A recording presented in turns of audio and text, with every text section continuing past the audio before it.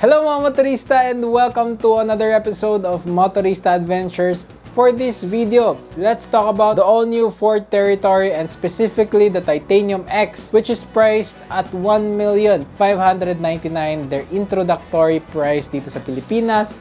And is it worth going for the X model or just go for the regular Titanium? So yan yung pag-uusapan natin today, and we'll give you all the specs necessary for you to decide kung ano nga ba talaga ang maganda, X or Titanium. Simulan natin. Let's start with the engine. Both of them gets the same engine, of course.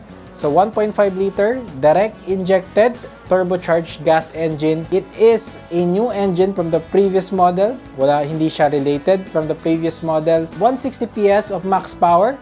And then yung torque natin at 248 Newton meters. Now, both of them is paired to a automatic transmission. Sorry sa mga mahilig ng manual dyan, but sad to say, wala nang manual sa ating Territory. And even the previous model didn't have a manual option. So what you get is a new 7-speed dual clutch transmission, and they are hyping it up as a better transmission than the previous CVT one because this is a wet type dual clutch transmission. Ford has been making DCTs for the past generation cars. So specifically, yung last na naalala ko is yung ating Ford Fiesta, which had a bad reputation when it comes to its transmission. So itong transmission na to, they are not calling it power shift transmission. It is just a 7-speed dual clutch. And they're saying that this is better because it's wet type. So merong lubrication yung ating clutch this time. Wear and tear is not gonna be a big issue, unlike dry clutch transmission. Moving on to the suspension, the Territory gets McPherson strut sa harap, multi-link independent suspension sa likuran. So that would give the Titanium a very good ride, no? Especially for a compact crossover SUV. Both of them gets electronic parking brake with auto hold. And when it comes to the wheels and the tires, yung ating Titanium X or the X model gets a 19-inch rim. Dito naman sa ating standard Titanium, 18 inches. One thing though is that I do prefer 18 inches because of the tire size. I do think that the thicker tire makes it a lot more comfortable than the X model's 19 inches. But what I do like sa Titanium, it has nicer wheels, nicely designed, and of course, it's low profile, so plus pogi points yan kapag dinadala mo siya. So mga motorista, one thing that the X has that the Titanium does not have is panoramic roof, power liftgate, rain sensing wipers, puddle lamps, and automatic high beams. Now, these features are really nice to have, especially you're spending $264,000 more than the standard Titanium. Now, moving on to the interior features, the Titanium X gets a specialized filtration system or ion system, no? It's a PM 2.5.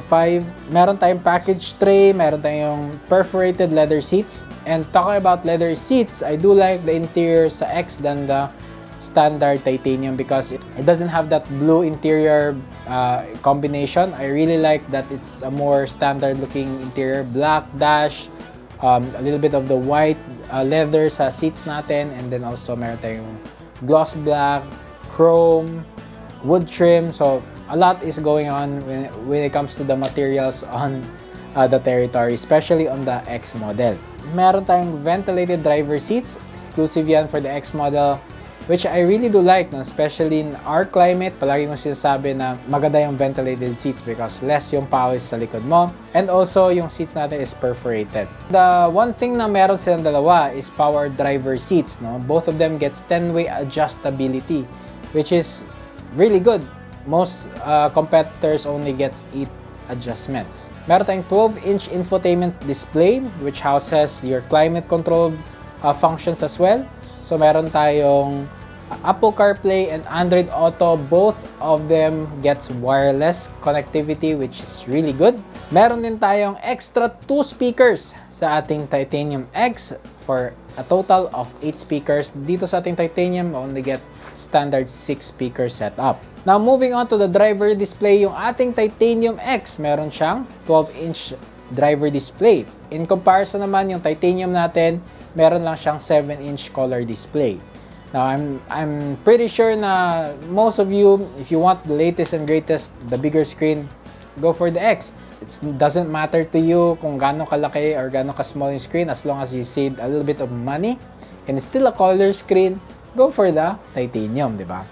Now, one thing na I appreciate, no, kasi obviously the titanium will be the base model. I'm not so sure if it's really called base model kasi marami pa din siyang features. But in any case, yung safety features as standard is the same for both of them. So, meron siyang 6 airbags, front and rear parking sensors, ABS, EBD, traction control, stability control, hill start assist, hill descent control, meron din siyang alarm system and ISOFIX anchor points for the seats. Still a 5-seater yung ating mga territories, hindi siya 7-seaters unfortunately. Now, when it comes to the advanced driver aids, huwag kang mag-aalala kasi yung ating standard titanium, meron pa din siyang mga advanced driver aids. Yung same sa kanilang dalawa is meron silang blind spot warning with rear cross traffic alert, active park assist, and tire pressure monitoring system, as well as 360-degree view camera. One thing na wala sa ating standard model is the adaptive cruise control. Meron pa rin cruise control, no, sa ating titanium, pero hindi siya adaptive and it doesn't have the stop and go function. But in my opinion, do you really need adaptive cruise control if you're not living anywhere close to a expressway? Is it really useful? I don't think so.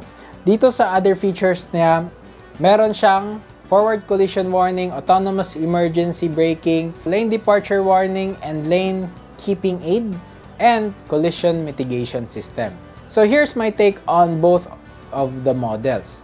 In my opinion, if you are living in Luzon, go for the Titanium X.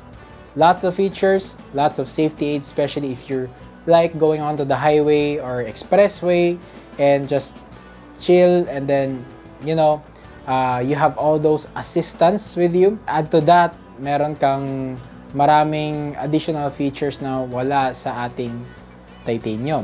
Yung ating titanium man, it's still very much worth it in my opinion. If you're not living in the island of Luzon, kung nasa Visayas or Mindanao ka man, it is the way to go. Mainly because di mo naman kailangan yung adaptive cruise control in our roads. You are the best safety system as a driver.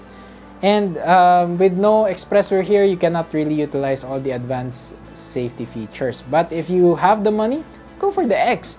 It has lots of features, but overall, I do think that the better car here is the titanium because it is still loaded with features. If you can live with a smaller rim and also without automatic high beams, without power liftgate, without panoramic roof, di ba?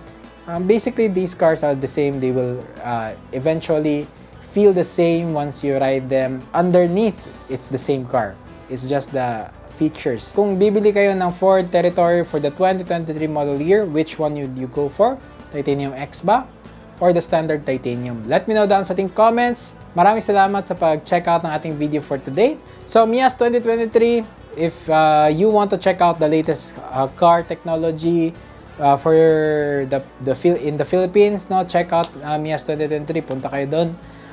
Have a great time. Unfortunately for me, since I'm in Mindanao, hindi mo na ako pupunta this year.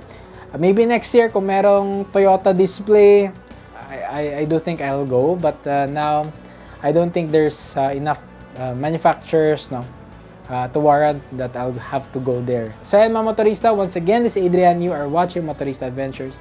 I'll see you on the next episode. Bye-bye.